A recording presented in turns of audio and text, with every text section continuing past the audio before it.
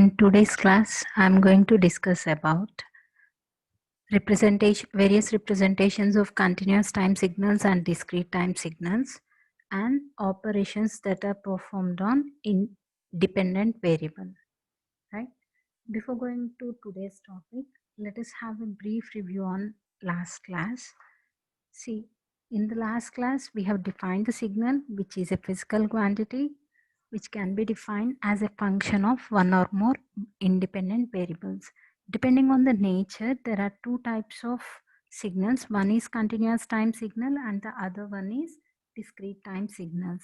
Continuous time signals are the signals which are defined continuous values of independent variable, which are defined for the continuous values of the independent variable. Whereas discrete time signals are the signals which are defined only at discrete instants of time. For a continuous time signal, independent variable t and that t should be enclosed in closed parenthesis, so it can be represented as x of t. For discrete time signal, the independent variable is time, which is represented as n. In fact, it is time index, and that should be enclosed in square parenthesis, so it should be represented as x of n. For discrete time signals, the time or n should take only discrete or integer values. Means if we observe here the signal is defined at n equals to 0 and the signal is also defined at n equal to 1, but the signal is not defined in between. Similarly, signal is defined at 1 and 2, but the signal is not defined in between here. So, and so on it continues. So this is the basic difference between a continuous time signal and discrete time signal. And one more thing, continuous time signals are also called as analog signals, and discrete time signals are obtained from continuous time signals by a process called sampling. This is what we have discussed in the last class. But in this class, we are going to see here we are going to learn the different representations of continuous time signals and discrete time signals. See, continuous time signals are represented in two ways. One is graphical representation and the second one is functional or mathematical representation. This functional representation is also called as mathematical representation.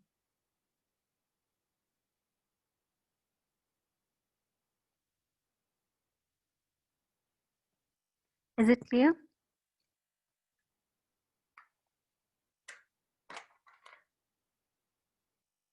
See, let us consider first let us deal with mathematical or functional representation. Let us consider x of t is equal to sine t or sine omega t.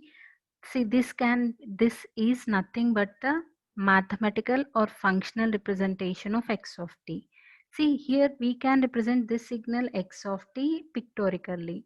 Means if we find the different values of sine omega t, if we find the values of sine omega t for different values of t and plot those values, then we are going to get this pictorial or graphical representation, right? We can represent a continuous time signal in its graphical or functional representations, but we usually prefer functional representation for mathematical derivations and graphical representation for easy understanding. Similarly, discrete time signals can also be represented in four ways. One is graphical representation, we all know pictorial representation, and the second one is functional or mathematical representation, and the third one is tabular representation. It is different from continuous time signals, and the third one is sequence representation, right? We are going to look at all these. So first one is graphical representation. As the name itself indicates, graphical means there should be x-axis and y-axis. Graphical, as the name itself is indicating that it is a graph.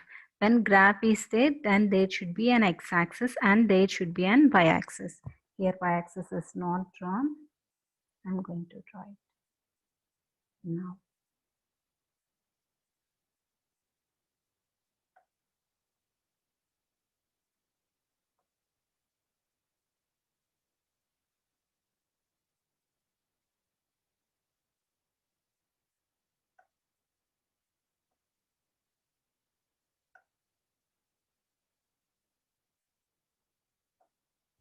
So here n values are taken on x-axis and the magnitudes of samples, the magnitudes of these samples are taken on y-axis. Means n is taken on x-axis and x of n is taken on y-axis. So for every n value, the corresponding magnitude here is taken on y-axis. So this is how the graphical representation is. And next, coming to functional or mathematical representation. In functional or mathematical representation, what we are doing is we are vertically writing down the magnitude values. We are vertically writing down the magnitude values. So if you consider the above example, in this example, the value of x of n at n equal to 2 is minus 3. The value of x of n at n equal to 2 is minus 3, isn't it? The value of x of n is equal to minus 3 at n is equal to minus 2, isn't it? In short, it can be represented as, let us substitute this n is equal to minus 2 here, then x of minus 2 is equal to minus 3. Similarly, x of minus n is equal to 2 and x of 0. What is the magnitude of x of n here? 0. So x of n at n equal to 0 is equal to 0. And the magnitude of x of n at n equal to 1 is 3. So x of 1 is equal to 3. And the magnitude of x of n at n equal to 2 is 1. So x of 2 is equal to 1. The magnitude of x of n at n equal to 3 is 2. So this is how the signal is represented functionally. This is how the signal is represented functionally. And there is one more representation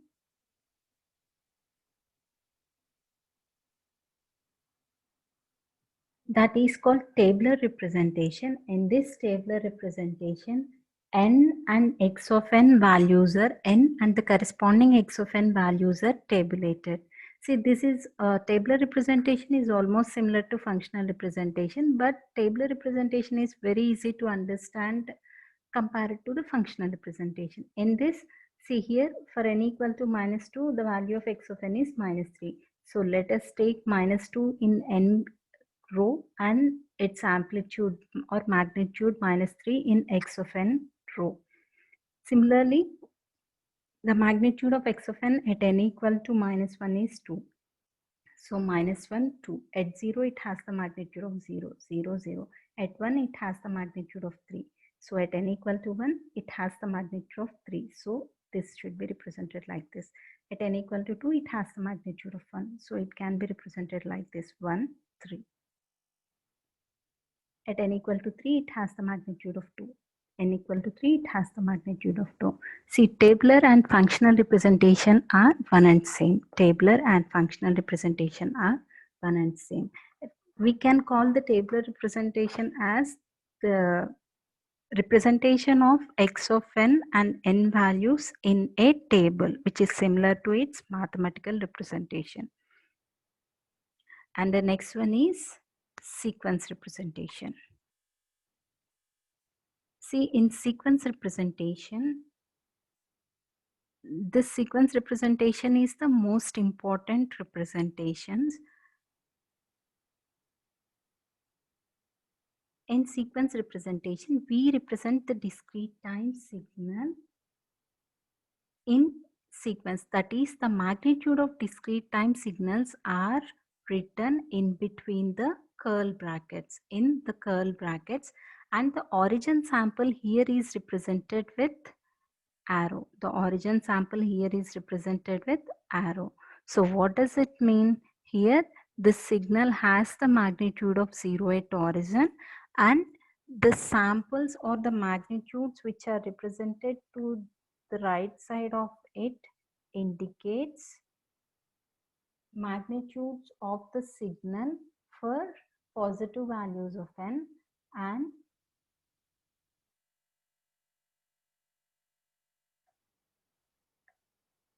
the samples on the left side of this origin sample, or the magnitudes to the left side of this origin sample indicates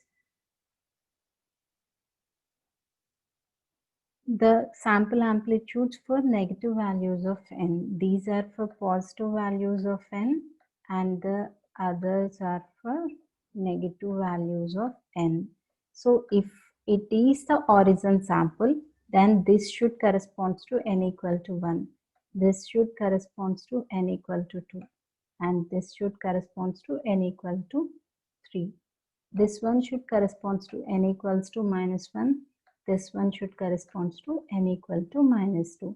Whereas the origin sample here is indicated with upward arrow. Is it clear? So in this example, this is the horizon sample. So if you want to plot it, this is the horizon sample. This corresponds to n equal to minus 1.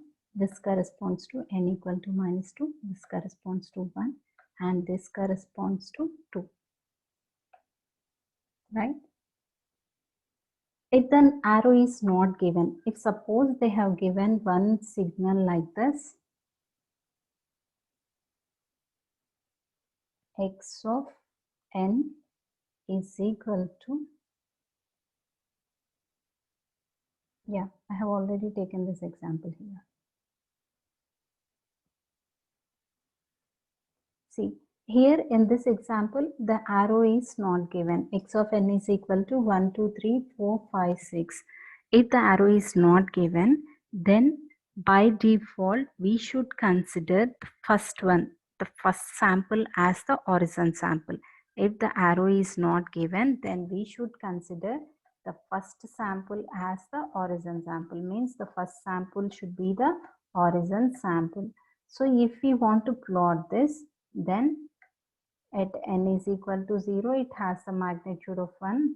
At n is equal to 1, it has the magnitude of 2.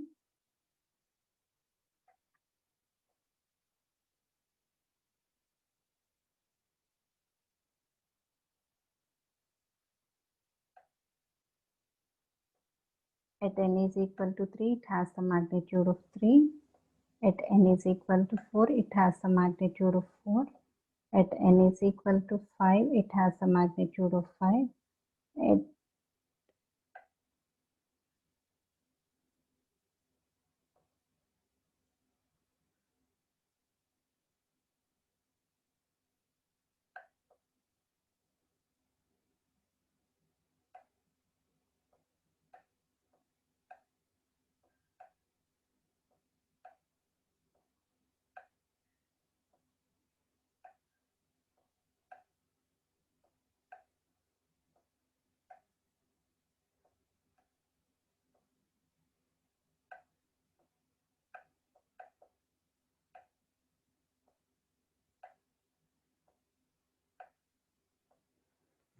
So this is how the signal is represented. In sequence representation, the arrow indicates horizon sample. If the arrow is not given, then by default, we should consider the first sample as the horizon sample.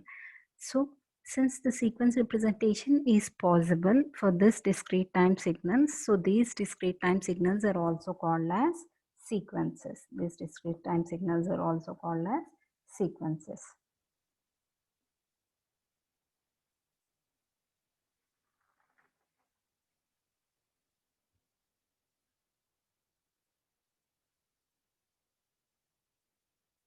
So in the representation of signals, we have for continuous time signal, there are only two possible representations, graphical representation and functional representation.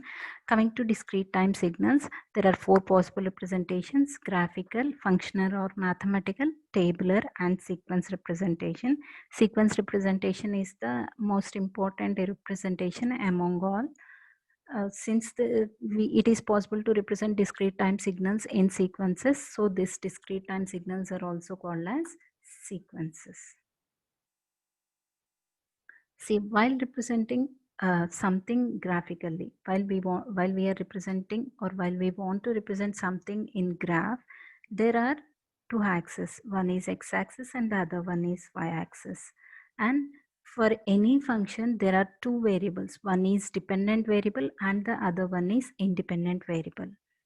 Usually, independent variable is represented on x-axis and the dependent variable is represented on y-axis. Independent variable is represented on x-axis and the dependent variable is represented on y-axis. See, in the next part of this chapter, we are going to learn transformations or operations on signals.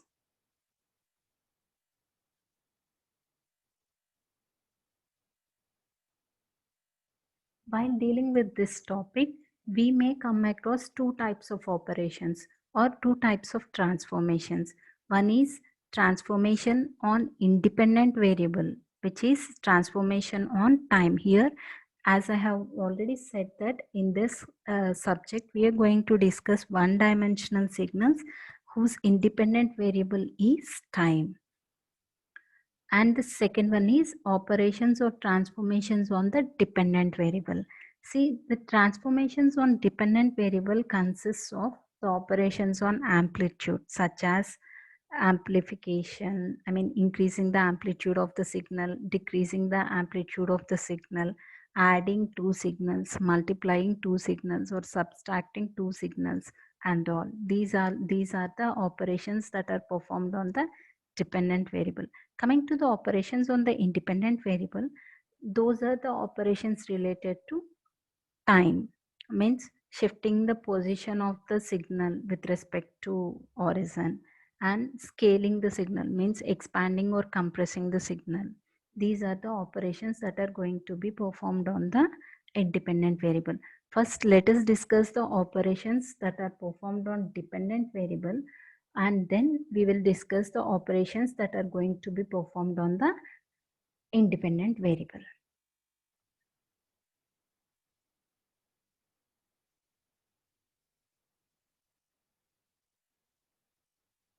So the transformations on dependent variable includes amplitude scaling, signal addition,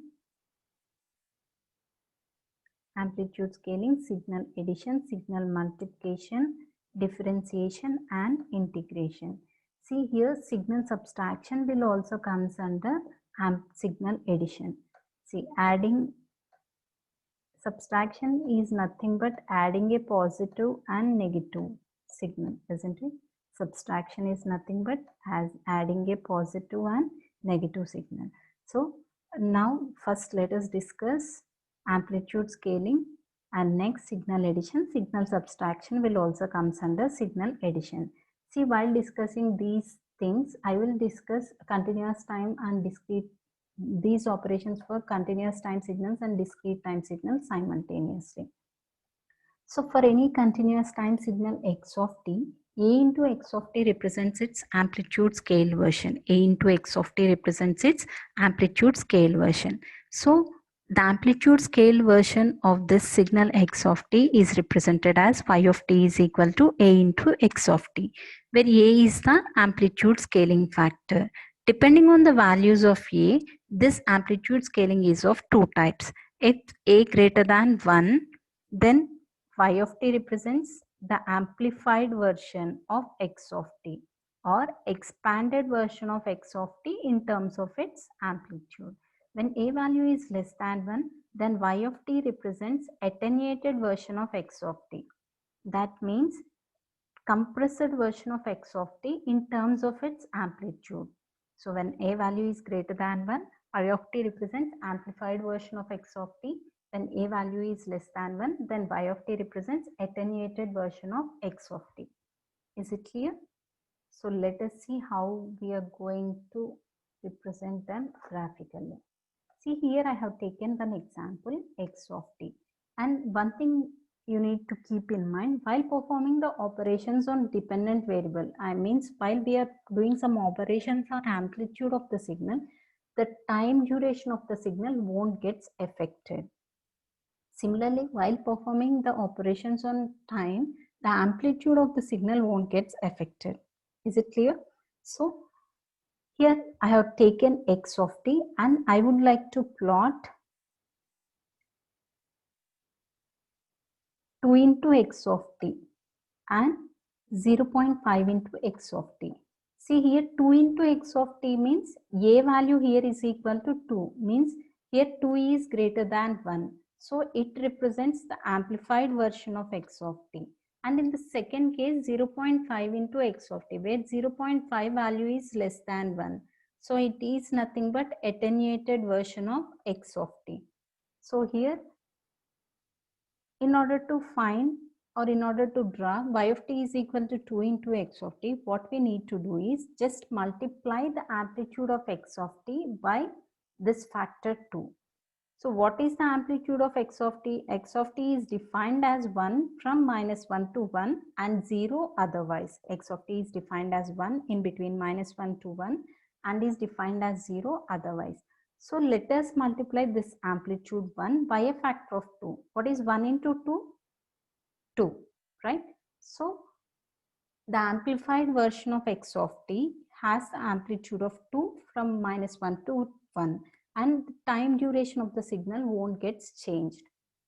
Similarly, in order to plot the attenuated version of x of t, that is y of t is equal to 0.5 into x of t, what we need to do? We need to multiply the actual amplitude of x of t by a factor of 0.5. So 1 into 0.5 is equal to 0.5, isn't it? So this signal is expanded in terms of amplitude compared to the previous signal, and this signal is compressed in terms of amplitude compared to the actual signal. So this is called amplified version, and the second one is called attenuated version of x of t. So let us see the same for discrete time signals. For any discrete time signal x of n, a into x of n represents its amplitude scale version. That is y of n is equal to a into x of n. So similar to continuous time signals, for discrete time signals also, capital A indicates the amplitude scaling factor. If a value is greater than 1, then it should be called as amplified version of x of t. And if this a value is less than 1, then it should be called as attenuated version of x of t. So here we have taken one example where x of n is defined from n is equal to -2 to +2. We would like to plot 2 into x of n and 0.5 into x of n. For 2 into x of n, since the value of a is greater than 1, that should be called as amplified version.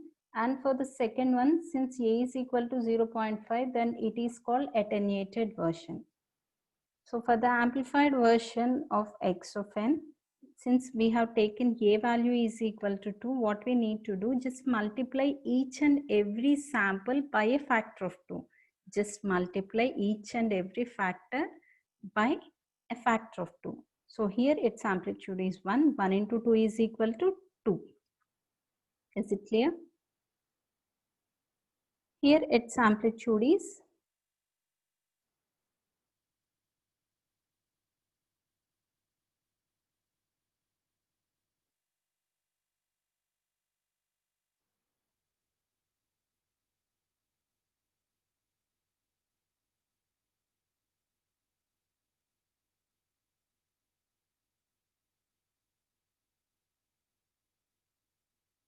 here its amplitude is 2. So 2 into 2 is equal to 4. Similarly, here its amplitude is 3. 3 into 2 is equal to 6. And coming to other, here its amplitude is equal to 2. 2 into 2 is equal to 4. And here at n equal to 2, it has the amplitude of 1. So 2 into 1 is equal to 2. So in the next plot, what we are going to do, we are going to multiply the actual amplitudes with the factor of 0.5. So here at n equal to 2, it has the magnitude of 1. So 1 into 0.5 is equal to 0.5. And here it is 2. 2 into 0.5 is equal to 1. And in the next case, it has the magnitude of 3. 3 into 0.5 is equal to 1.5. Similarly, this has the magnitude of 2. 2 into 0.5 is equal to 1, and at n equal to -2 it has a magnitude of 1. 1 into 0.5 is equal to 0.5. So this is how amplified and attenuated versions of x of n can be plotted. But where we are going to use this amplified and attenuated versions. See, if we want to improve the signal strength, then we should go for amplification. In that case, what we need to do? We need to select the amplitude scale factor in such a way that it should be greater than 1. The amplitude scale factor should be greater than 1. In some cases, we should reduce the value of this A. We should reduce the signal strength. So in that case, you should choose A in such a way that it should be less than 1. Is it clear? We are going to use this amplitude scaling in communications. So we are going to select A value greater than 1 where we need to improve the signal strength, and A value is selected less than 1 where the signal strength can be reduced. Is it clear? And the second operation is signal addition. So signal addition, if you want to add, then we require two operands, right? So for two continuous time signals x1 of t and x2 of t, their addition can be obtained as, or the sum of two continuous time signals x1 of t and x2 of t can be obtained by adding their values at every instant of time. So y of t can be defined as x1 of t plus x2 of t. Similarly, the subtraction of one continuous time signal x2 of t from x1 of t. Here I am defining subtraction of x2 of t from x1 of t is obtained by subtracting the value of x2 of t from x1 of t at every instant of time. Keep it in mind, addition should be done at every instant of time. Similarly, the subtraction should also be done at every instant of time. That is usually indicated as y of t is equal to x1 of t minus x2 of t. Let us see one example how we are going to add and subtract two signals. See, here we have considered two signals x1 of t and x2 of t. See, once again, please remember addition and subtraction should be done at every instant of time, right? So now we are going to add these two signals x of t, x1 of t and x2 of t. So y of t is equal to x1 of t plus x2 of t. So the signal is defined from -3 to +3, whereas x1 of t is defined only from -2 to +2. So if I want to add these two signals, addition should be done at every instant, right? So from -3 to -2, x1 of t has the magnitude of 0 and x2 of t has the magnitude of -1. So what is 0 plus -1? What is 0 plus -1? That should be equal to -1. From -2 to -1, it has the magnitude of 1 and this one has the magnitude of 2. What is 1 plus 2? 1 plus 2 is equal to 3. It has the magnitude of 3 from -1 to -2. -2 to -1, it has the magnitude of 3. And from -1 to 0, this signal has the magnitude of 2. And this is -1. This is not -2. Sorry, it is mistaken. So from -1 to 0, this signal also has the magnitude of 2. 2 plus 2 is equal to 4. So from -1 to 0, this resultant should have the magnitude of 4. So we are done for negative values of t. Now let us try to add for positive values of t. From 0 to 1, this signal has the magnitude of 2 and this signal has the magnitude of 2. 2 plus 2 is equal to 4. From 1 to 2, the signal has the magnitude of 1 and this signal has the magnitude of 2. 1 plus 2 is equal to 3. And from 2 to 3, the signal has the magnitude of 0 and this signal has the magnitude of -1. 0 plus -1 is equal to -1. So this is how the addition should be done at every instant of time. This is how the addition is performed. Addition operation is performed. Is it clear? Now let us do subtraction, right? We are subtracting x2 of t from x1 of t, isn't it? So subtraction should also be done at every instant of time. So here from -3 to -2, this signal has the magnitude of 0 and this signal has the magnitude of -1. What is 0 minus of -1? Which is equal to +1, right? So here it is +1. And from -2 to -1, this signal has the magnitude of 1 and this signal has the magnitude of 2. So what is 1 minus 2? Which is equal to -1. Which is equal to -1.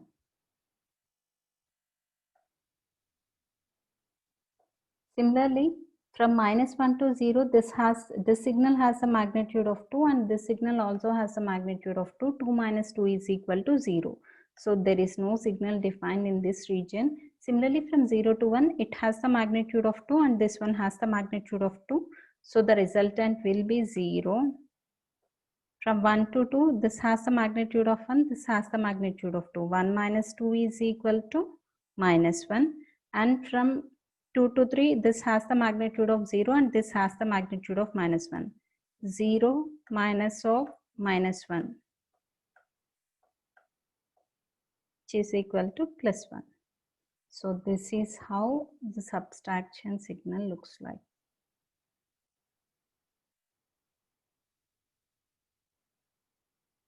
One thing you should keep in mind is subtraction and addition should be done at every interval of time.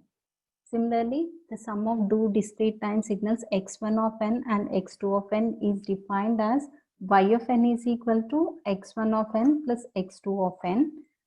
It is obtained by adding the values of x1 of n and x2 of n at every instant of time. Similarly, the subtraction of discrete time signal x2 of n from x1 of n is represented as y of n is equal to x1 of n minus x2 of n, and that is obtained by subtracting the values of x2 of n from x1 of n.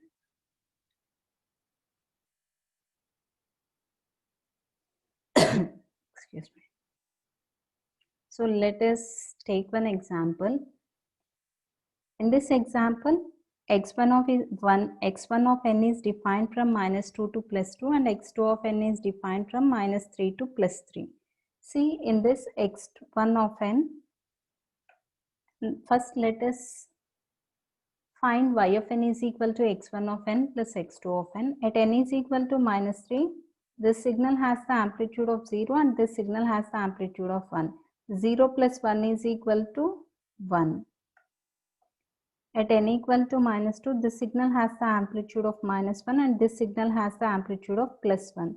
+1 minus 1 is equal to 0. At n equal to -1, this signal has the amplitude of +1 and this signal has the amplitude of +1. 1 plus 1 is equal to 2. See, the resultant should also be plotted at n is equal to -1. At n equal to 0, this signal has the magnitude of 0. Sorry, this signal has the magnitude of 2 and the second signal has the magnitude of 1. 2 plus 1 is equal to 3. That should be plotted at n equal to 0. At n equal to 1, the first signal has the magnitude of 1 and the second signal has the magnitude of 1. So 1 plus 1 is equal to 2. Similarly, at n equal to 2, the first signal has the magnitude of -1 and the second signal has the magnitude of +1. -1 plus 1 is equal to 0. At n is equal to 3, first signal has the magnitude of 0 and the second signal has the magnitude of 1. 0 plus 1 is equal to 1. So this is how y of n looks like.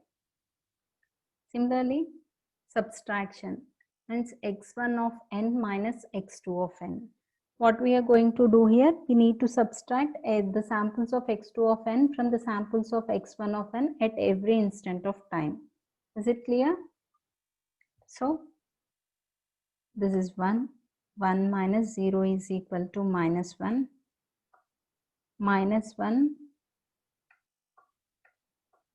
minus 1 is equal to, see here it is minus 1 and here it is plus 1. Minus 1 is equal to minus 2 and plus 1 minus minus 1 plus 1 plus 1 minus 1. Both will get cancelled out. So here it is 0. At n is equal to 0, it has the magnitude of 2 and this one has the magnitude of 1. 2 minus 1 is equal to 0.